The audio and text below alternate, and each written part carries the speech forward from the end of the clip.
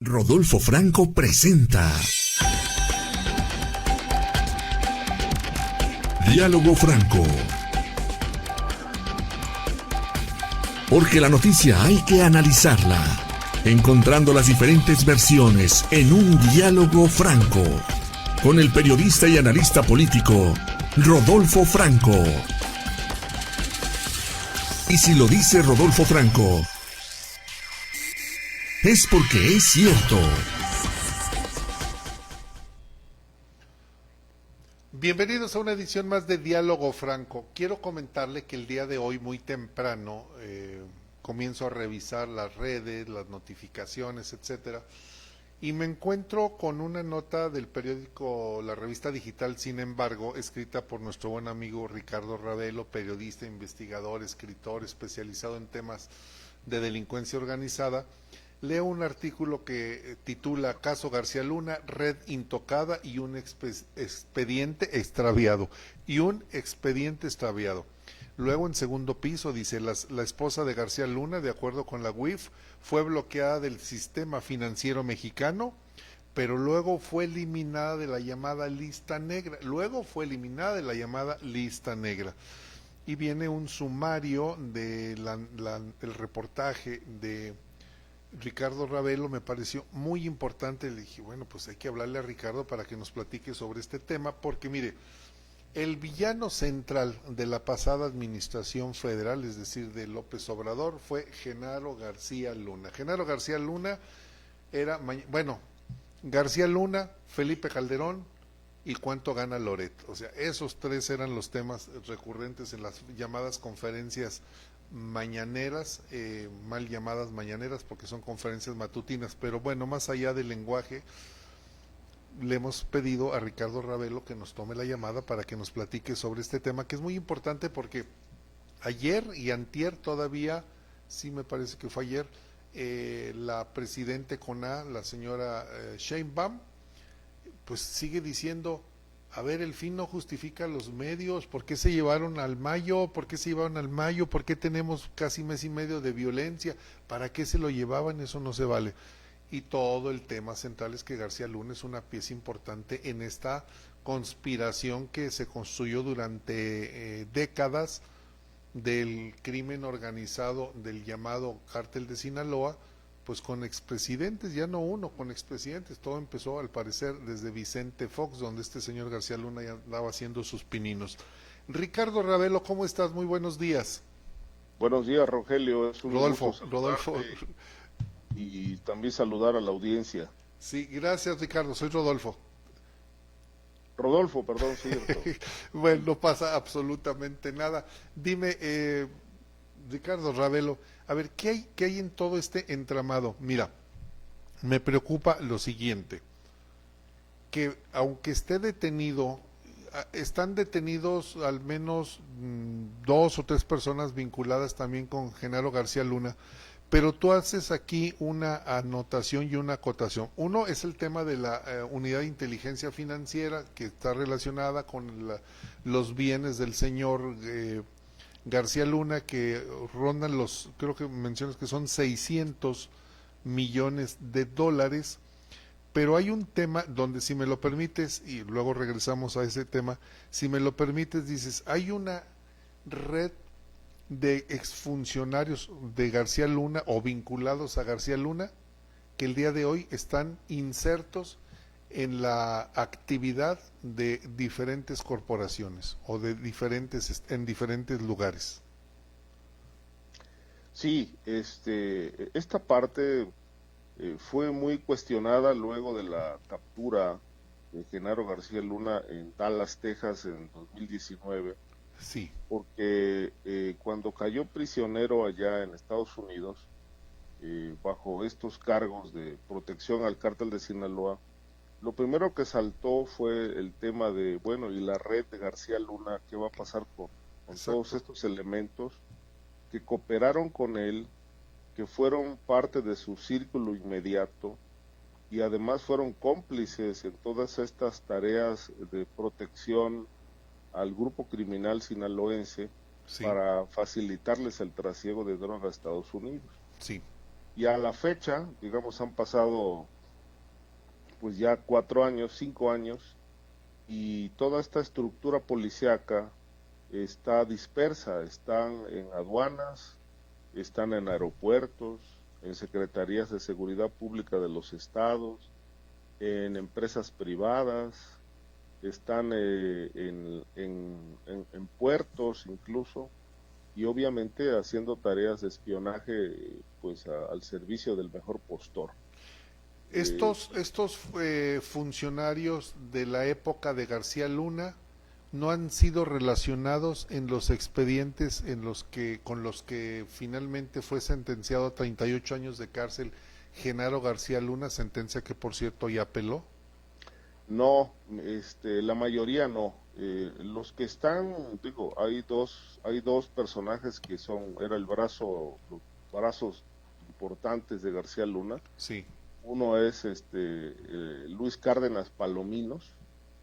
Él está preso en el penal de La Palma, acusado de tortura al grupo de secuestradores conocido como los Zodiacos, sí, donde operaba Florán Cassés. Así es, sí lo recuerdo perfectamente. Y el otro es el otro personaje era el jefe de inteligencia de la división de inteligencia. Ahorita no recuerdo el nombre. De apellido Chaparro, ¿no? No, ahorita, era ahorita lo encontramos. Ahí viene sí, en el texto. Así es. Ese señor le congelaron las cuentas y hoy es un prófugo de la justicia, pero cabe decir que fue en el sexenio de López Obrador, estuvo un tiempo como asesor en la Secretaría de Seguridad Pública Ciudadana con Alfonso Durazo. Alfonso Durazo, actual gobernador de Sonora. Exacto, era el agente de apellido Pequeño, Ramón Pequeño. Ramón Pequeño. Entre sí, Chaparro y Pequeño no hay mucha diferencia. Exacto, Ramón Pequeño, que luego pasó al área antidrogas, de la División de Inteligencia pasó al área antidrogas en la Secretaría de Seguridad, y sí, hoy es prófugo de la justicia. Sin embargo, estos dos personajes que fueron piezas claves con García Luna en la protección del narcotráfico y particularmente de Sinaloa, sí, no están acusados de ser parte de esta red que protegió a Sinaloa. Están acusados de otros delitos, pero no de narcotráfico. Okay. Ese tema del narcotráfico en México prácticamente no se toca. Y por ejemplo, en el caso de el Mayo Zambada, ahora sabemos que hay algunas carpetas de investigación, pero que por 30, 40, 50 años el señor nunca fue tocado. No, nunca fue tocado, es decir, él viene desde la etapa de Salinas, ¿no? Ahí se le empezó a ver con tareas de espionaje con Jorge Tello Peón en el área de seguridad en la Secretaría de Gobernación. Luego estuvo ya directamente clavado en el CISEN. Él fue una pieza importante porque hay que recordar que 16 días después de que tomó posesión Vicente Fox, se fugó el Chapo Guzmán del penal de Puente Grande. Sí. Pero un día antes, Jorge Tello Peón, el mentor de García Luna, hizo una visita a Puente Grande porque le habían informado que había problemas adentro de la cárcel. Hizo la revisión y el reporte que emitió decía que no había ningún problema. Y al día siguiente el Chapo Guzmán pues se fugó, según la versión oficial, en un carrito de ropa. El famoso Chito dicen que se lo facilitó y que luego después dice que no, que salió con un uniforme de policía. Dime, Ricardo Ravelo, este señor Jorge Tello Peón, ¿dónde está? ¿Se le ha investigado? ¿Está detenido? ¿Está libre? ¿Goza de cabal salud? Está muerto, ya murió. Ya murió. Y muerto el perro se acabó la rabia. Sí, ya murió de cáncer hace algunos años, pero durante décadas fue pieza importante de las tareas de seguridad, del Sí, espionaje político, entre otras cosas. y nunca fue vinculado a ningún proceso. No, nunca fue vinculado a ningún proceso. Ahora sí que murió impune. Totalmente impune y se llevó a la tumba todo lo que él conocía y lo que sabía y que se presume que pudo haber ido a verificar el momento ideal para que el señor, bueno, el famoso Chapo Guzmán, señor le dice, el expresidente Andrés Manuel López Obrador a Joaquín Guzmán lo era el señor Chapo Guzmán. Dime, Sí. dime Ricardo Ravelo, entonces lo que estamos viendo es que no esa red que se construyó sigue intocada. Te quiero hacer una pregunta y dime si tienes conocimiento, porque se hablan de empresas, se hablan de personas. Al momento, al día de hoy, no tenemos una lista, no se cuenta con una lista de esos exfuncionarios de que estuvieron trabajando muy cercanamente con Genaro García Luna y no tenemos esa lista donde esté actualizada y diga el señor fulano de tal está aquí, el señor Perenganito está acá. Hasta el día de hoy no se sabe. No, sí, la lista sí existe. Es decir, esta lista se la entregó Javier Herrera Valles. Hay que recordar quién es Javier Herrera Valles. Javier Herrera Valles fue aquel policía de la PFP que fue el que empezó a hacer las denuncias públicas y a enviarle cartas a Calderón denunciando a García Luna de estar coludido con el narcotráfico Sí, y de estar simulando una guerra contra el crimen organizado que en realidad no estaba siendo efectiva.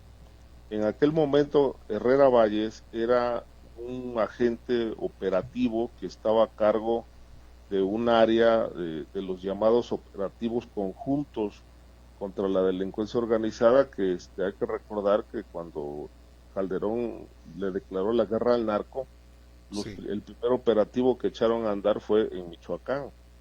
sí, Y a él se empezó petición del sí, gobernador de Michoacán, de sí, apellido Cárdenas. exacto, y él se quejó mucho de que estaban desprovistos de información, de armamento, de equipo, y decía cuando solicitamos un helicóptero porque hay que perseguir a ciertos grupos, pues tardan 3, 4 horas en que nos lo manden. Todo esto que denunció Herrera Valles era la simulación de la guerra. Es Ya, decir, García Luna de alguna forma acompañaba este proceso de guerra, pero a propósito retrasaba mucho las cosas ok. eh, y empezó a hacer cambios de personal, a quitar a la gente que tenía conocimiento y a meter a muchos jóvenes inexpertos, de tal suerte que, bueno, pues sí simularon una guerra y al mismo tiempo estaban haciendo negociaciones con Sinaloa. Los Era una protegían. guerra desigual. Apoyaban al cártel de Sinaloa para aniquilar a los contrarios, a grupos delincuenciales que les estaban comiendo el mandado, digámoslo así, que se estaban interfiriendo en sus negocios territoriales y pues iban y los apresaban y los detenían o los mataban, algo hacían con ellos. Ricardo Ravelo, y esa lista que el señor policía Javier Herrera Valles pasó, digo existe porque se entregó, se publicó, alguien sabe quiénes son estas personas, digo, porque es de vital importancia saber que todos ellos, estas personas estaban trabajando, estaban en esa red de complicidad y siguen operando. Sí, él de hecho se la entregó al presidente Andrés Manuel López Obrador, cuando después de la captura de García Luna y cuando desapareció la Policía Federal, Sí, pues salió a flote de que, bueno, había mucha gente de García Luna enquistada en sí, distintas áreas así es. y en aquel momento, López Obrador se comprometió a hacer una limpia para quitar toda esta escoria que eran policías corruptos que estaban entorpeciendo las tareas de investigación y Sí. favoreciendo intereses oscuros. Y Y no pasó entonces, nada, pero no pasó nada. no, esta lista se la entregaron a López Obrador y en efecto, como bien lo citas, y ahí está en el texto también, no pasó nada, o sea, todos están operando en las sombras, impunes y obviamente, bueno, pues intocados por el gobierno de López Obrador y obviamente por la actual administración también. Dime, Ricardo Ravelo, si tú tienes conocimiento de una empresa que se llama RCU Sistemas, es una empresa que le brinda, entre otras, entre otros clientes, tiene el mecanismo de protección a periodistas. Se dice, a mí no me consta, porque entre periodistas, compañeros, mencionan que RCU Sistemas es una empresa de Genaro García Luna y es una empresa muy grande, no es cualquier empresa. Sí, esta empresa, en efecto, tiene a su cargo la operación del mecanismo de protección a periodistas. Sí, Cuando era secretaria de Gobernación, la señora Olga Sánchez Cordero, se cuestionó este tema. ¿Cómo es posible que una empresa de García Luna, de un personaje ligado al crimen organizado, esté dando un servicio de esta naturaleza a periodistas? así es. Y se puso en tela de duda, bueno, ¿acaso la misma empresa no está poniendo a los periodistas para que los maten? Y entonces se hizo una investigación, entiendo, en aquel momento, y en una reunión en Gobernación se le hizo saber a la entonces secretaria de Gobernación, o sea, la señora Sánchez Cordero, de todas estas dudas y sospechas, y ella lo que respondió fue, bueno, algo así como, no importa que sea de García Luna, si la empresa funciona, pues ¿cuál es el problema? O Y sea, no y pasó nada. no lo Sí, negó ni lo no, afirmó, pero no. dice, nos está prestando un servicio. Y dijo ella, y si lo está haciendo bien, pues ¿cuál es el problema? Aquí el asunto es que no lo está haciendo bien. Yo estoy adscrito al mecanismo de protección Sí, y en lo personal a mí lo que me dieron fue un botón de pánico sí, sí, es lo que dan. con el que a veces lo llevo cuando salgo de viaje y todo. Y cuando he tenido, digo, nada más, nunca he tenido afortunadamente hasta hoy una emergencia, Sí, pero por ejemplo he hecho pruebas en carretera, no cuando funciona. estoy, y resulta que activas el botón de pánico y te devuelven la llamada 2 horas después. Sí. Entonces, pues no es un mecanismo eficiente. Y ese botoncito lo proporciona la empresa RCU Sistemas. Sí, sí, a través de bueno, que tienen un contrato con la Secretaría de Gobernación, que es la que opera el mecanismo a través de esta empresa. Este es un ejemplo de las varias empresas que existen funcionando y que no les ha pasado absolutamente nada. No, es una empresa que sigue ahí trabajando, es decir, sigue teniendo un contrato con el gobierno federal, Sí. entre otras cosas, para brindar la protección a periodistas. Qué lamentable que todo lo que... A ver, el primer punto importante. El policía Javier Herrera Valles le pasa la lista de los policías vinculados a Genaro García Luna, al expresidente López Obrador, y este no hace nada y no tiene mayor interés en hacer una purga. Porque recuerdas el famoso hashtag narcopresidente o presidente narco, etcétera, porque probablemente el señor buscaba darles alguna protección a estas personas.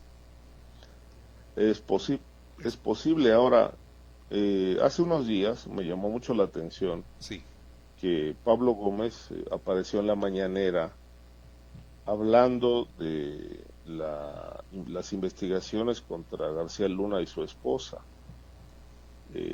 Dijo, por ejemplo, que en Florida sí, les habían asegurado, a petición del gobierno mexicano, propiedades y cuentas que más o menos alcanzaban un monto de 600 millones de dólares. En México hay cuentas y propiedades también aseguradas, pero las empresas en las que García Luna participa directa o a través de testaferros, pues están intocadas.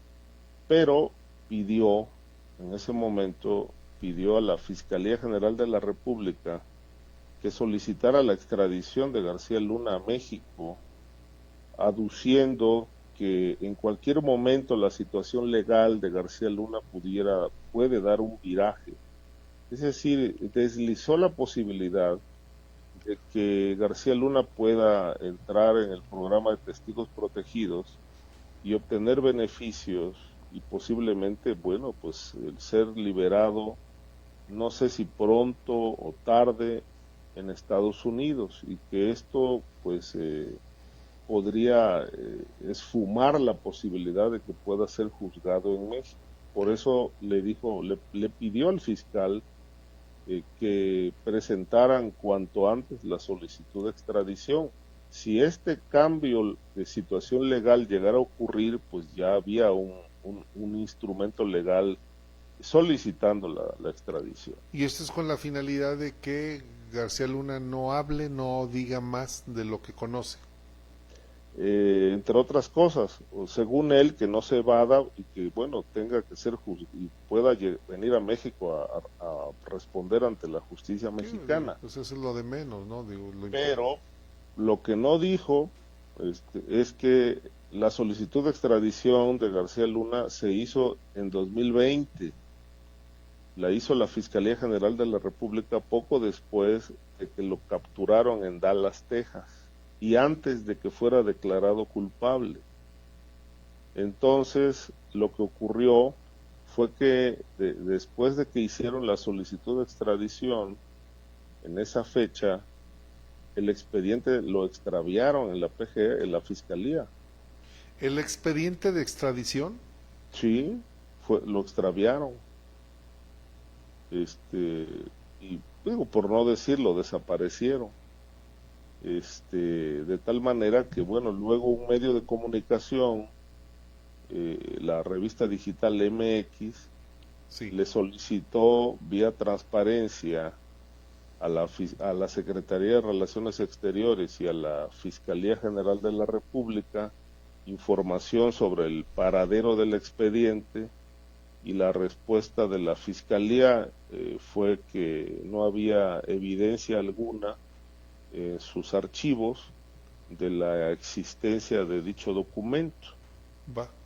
La revista, bueno, los directivos de la revista concluyeron que pues en realidad no se los quisieron entregar, y la Fiscalía dijo que, bueno, en caso de que existiera, pues tampoco se podía dar a conocer porque era un documento clasificado. Sí, me imagino que sí, pero al menos que te dijeran, sí existe, pero es un documento clasificado, eso ya te da un avance en las investigaciones, es decir, sí existe una solicitud de extradición. Claro. Pero aquí ni están en el limbo, no se sabe si se extravió, si no lo quieren dar. Sigue existiendo una cortina de protección. Dime, Ricardo Ravelo, ¿tú consideras que Felipe Calderón puede llegar a ser tocado en estas investigaciones? Sí, pero todo va a depender de lo que decida García Luna. Es decir, aquí García Luna, digamos, fue sentenciado a 38 años y pico de prisión. Sí. Hace unos días, de los cuales ya compurgó 5, porque sí, lleva 5 en prisión, o sea, le quedan 33 años. Él es un hombre que tiene en este momento 56 años, si no mal recuerdo, o 57. Él puede todavía, digamos, que no solamente apelar la sentencia, que ya lo hizo, sino colaborar con la autoridad, acogerse al programa de testigos protegidos, y esa sentencia de 33 años, o esos 33 años que le restan, si él coopera, puede reducirse a nada. De tal suerte que, pero bueno, solamente esa sería la única forma en que García Luna pudiera ver reducida su sentencia, pero para ello, evidentemente, tendría que incriminar al expresidente Felipe Calderón. La gran pregunta es, ¿lo va a hacer? ¿Está en condiciones de hacerlo? Porque también se habla de otro aspecto. Sí. de que está bajo amenaza. Es decir, si él habla, pues está amenazado de que su familia puede ser asesinada. Y su familia está viviendo en Estados Unidos. Una parte, sí. Tendría que llevarse a su familia a Estados Unidos, ser protegido totalmente, porque, a ver, 33 años más los 57 o 56 que tenga, tendría ya, cuando saliera 89 o 90 años, pues ya, quién sabe, y los viva. O sea, vería la Claro, muerte, probablemente vería la muerte en la cárcel. claro. Es todo, Pero tiene esa posibilidad de acogerse al programa, y bueno, pues ahora sí, como dicen en el argot policíaco, pues que cante. pues que cante. Es el caso de Ovidio, ¿no? Que ya anda Claro. libre y feliz por haber Sí, soltado todo lo que conocía. Es, sí, sin duda, y lo va a hacer también el Mayo y lo va a hacer Joaquín Guzmán López, ¿no? Ya están ellos bueno, los dos hijos del Chapo ya están en ese proceso de acogerse al programa, declararse culpables, reducir su sentencia y tienen su audiencia el 7 de enero, según tengo entendido. después de las elecciones. Sí, Todo lo dejaron para después de las elecciones, sí, todo para después de las elecciones. para no contaminarlas. Finalmente esto es para no contaminarlas. Estamos, Ricardo Ravelo, entonces ante un teatro de simulación, eh, una carpa húngara de todo negro, todo oscuro. Sabemos una parte, pero otra luego nos lo dirán. Las circunstancias como se vayan dando en Estados Unidos es como podemos saber lo que sucede en el mundo de la delincuencia organizada, porque en México todo sigue igual. El cártel de Sinaloa sigue operando, el cártel Jalisco sigue operando, el cártel del noreste sigue operando y unos subcárteles pequeñitos siguen operando, y el resultado es que no pasa absolutamente nada. No hay un verdadero combate a la delincuencia organizada. No hay, y sobre todo algunos casos están plagados de misterio, como el asunto del secuestro del Mayo Zambada. Hace 2 días, Sí, 2 o 3 días, el fiscal Gers Manero estuvo en la mañanera y dijo ahí que le habían solicitado ya varias veces al gobierno de Estados Unidos información sobre lo que pasó, cómo se llevaron al Mayo Zambada, porque dice, bueno, el delito se cometió en México, es decir, el secuestro ocurrió en Culiacán, pero ¿cómo fue posible que un avión con una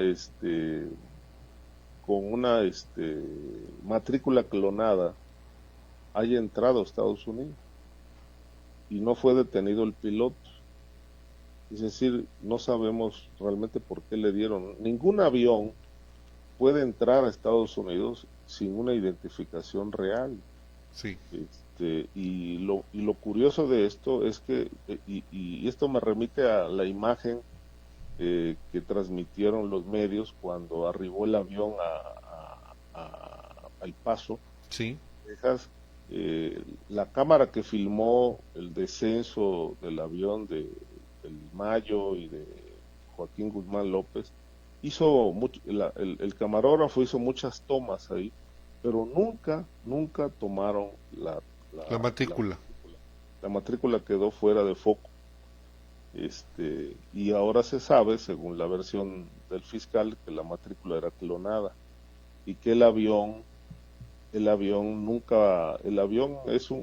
avión que, según me han explicado algunos pilotos, Sí, voló de Culiacán al Paso con el transponder apagado y así entró a Estados Unidos y adentro ya en el territorio lo norteamericano se encendió. encendieron y ya en ese momento pues lo ubicaron y no pasó nada. Es decir, ningún vuelo puede ingresar a Estados Unidos en esas condiciones, con el transponder apagado y con una matrícula clonada. Eso lo que hace suponer es de que sí, las autoridades norteamericanas estaban en conocimiento de lo que iba a acontecer. Claro, y que además el otro dato, porque esto es un dato adicional, el primer reporte del Centro Nacional de Inteligencia de México, antes el CISEN, Sí, lo que era antes el CISEN, establece que el secuestro del Mayo y la captura de Joaquín Guzmán López ocurrió en territorio mexicano y estuvo a cargo de agentes de la DEA y del FBI. O sea, ellos entraron por estos dos personajes y se los llevaron. Entonces la soberanía fue violada. Esto que tanto pregonaba López Obrador, de que ahora sí había respeto a la soberanía y que ya no era como antes, pues no, se ha sido como siempre. La soberanía ha sido violada permanentemente y sigue violada. Por eso el presidente López Obrador, con mucho colmillo, se llevó los últimos días de su gobierno diciendo: ya solicitamos información, estamos esperando, y en ese estamos esperando, pues se acabó el sexenio. Pero más allá, me queda claro, hay una violación a la soberanía de México, que no es la primera. Si nos remitimos hay libros que hablan sobre la presencia de agentes norteamericanos operando en territorio mexicano desde hace 100 años. Vamos, desde hace 100 años están trabajando, operan, llevan, traen gente. Ha habido casos en los que se han llevado personas detenidas desde aquí. El tema, Ricardo Ravelo, en el que me queda muy claro, hay una violación a la soberanía, es que no le dan el peso. Son dos cuestiones diferentes. Uno es lo que nos hicieron los norteamericanos violando nuestro territorio, nuestra soberanía, y el otro es la importancia de la detención de un capo que es el capo de Tutti Capi, es el verdadero capo del cártel de Sinaloa, y que aquí pues lo que menos importa. O sea, el tema, o sea, como que no quieren tocar ese tema de la detención del Mayo, porque hay mucho riesgo en lo que el señor pueda decir, en lo que pueda hablar. Y aquí, cuando hablas de el Mayo, el secuestro del Mayo Zambada, de Gers Manero en la conferencia con la presidenta Sheinbaum, y con lo que sucede en las contradicciones con Rocha Moya, aquí ya hay algo más todavía. Se contradice la versión de la Fiscalía del Estado de Sinaloa con la versión que está dando la FGR, donde dice: no, al señor Cuen lo mataron en el rancho donde secuestraron a el señor Mayo, y el señor Mayo dijo la verdad. Fíjate en manos de quién estamos. O sea, sí. el único que tiene la verdad, o que tiene la pista correcta, es el Mayo Zambada, un delincuente, y no la Fiscalía General de la República, y no el gobierno de Rocha Moya. Eso es lo grave, lo delicado. Muy delicado. Ahora, hay una hipótesis, bueno, por lo menos con todas estas piezas, las piezas dan para armar varias teorías, varias hipótesis, pero sí. Una que yo considero es que el gobierno sabía, pero el gobierno mexicano sabía todo. Pero sí. Hay un antecedente.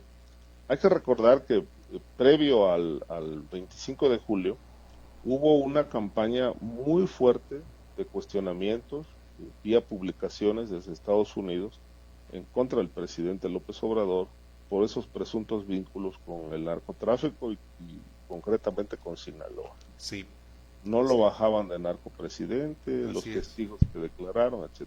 Así es. Y se habló en ese momento, aunque no se hizo oficial, de una investigación sobre entregas de dinero durante su campaña en 2006 por parte del crimen organizado. Correcto.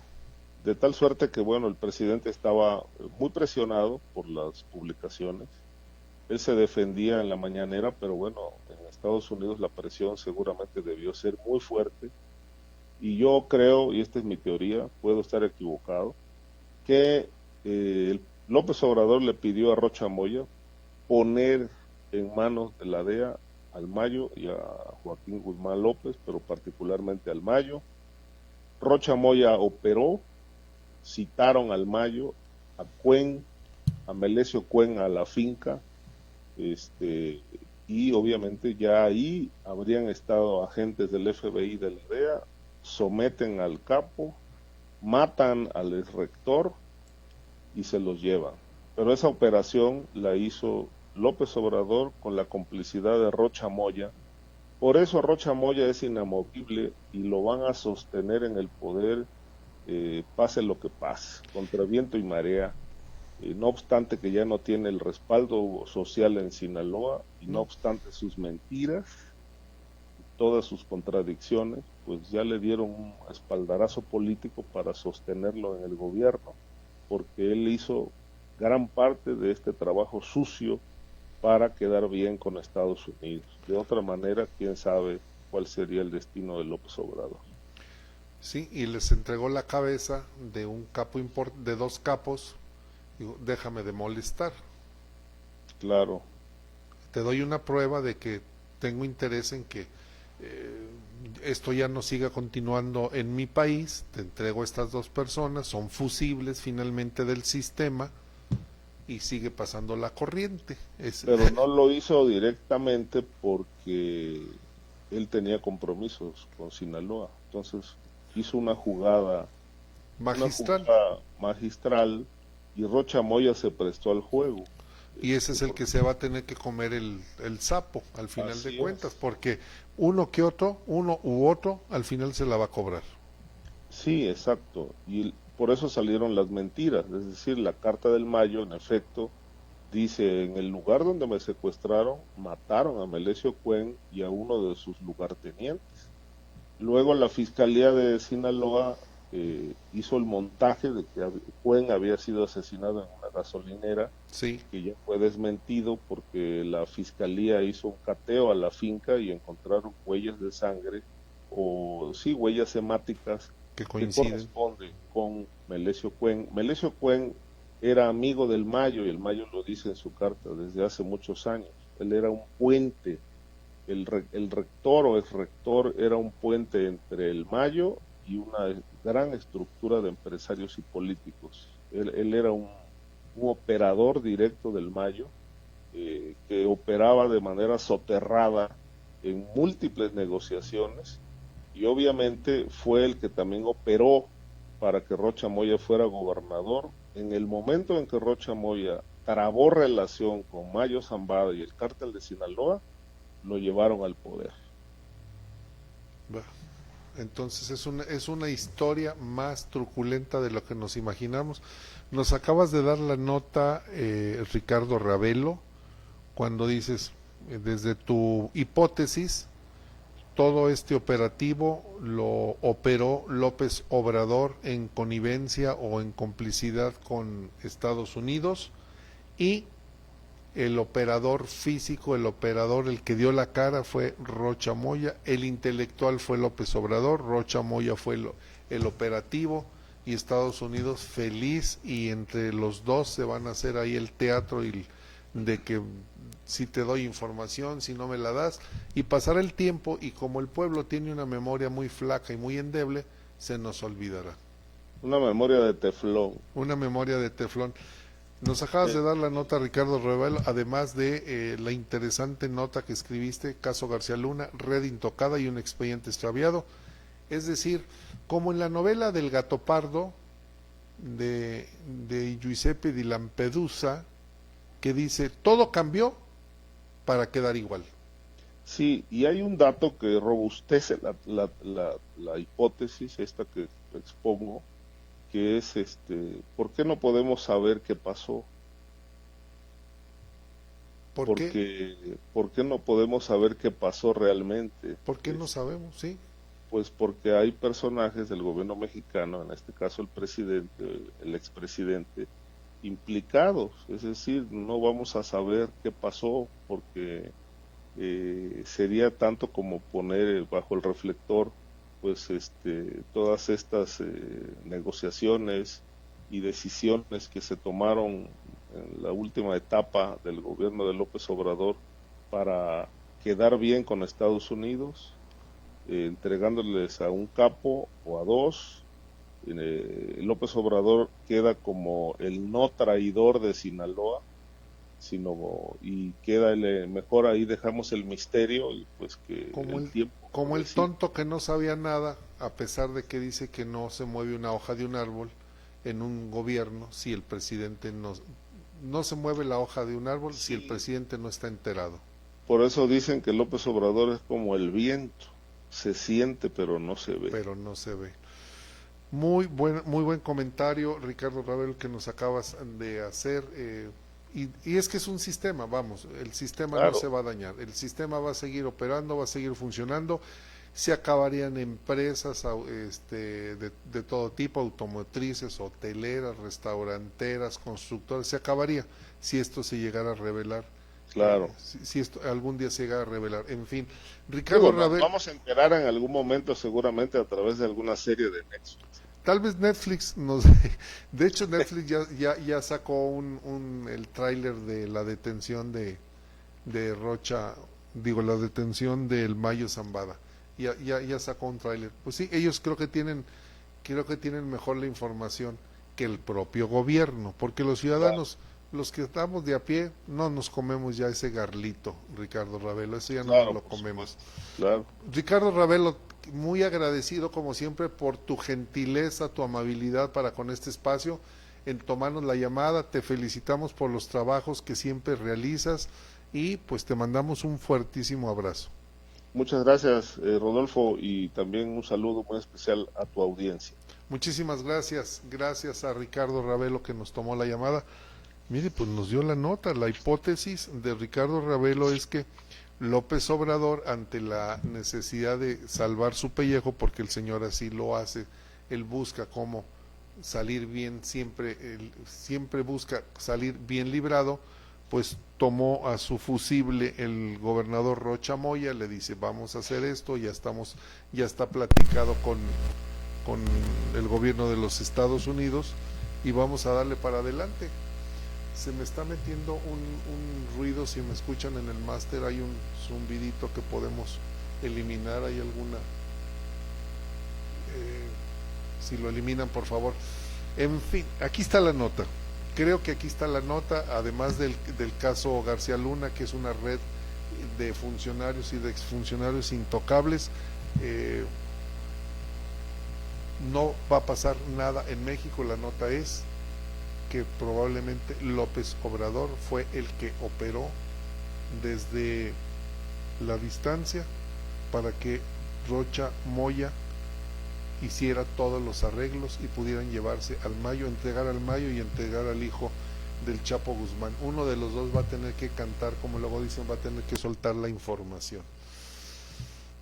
Qué cosas. Vuelvo a hacerle la invitación para que, mire, aquí tenemos al cochinito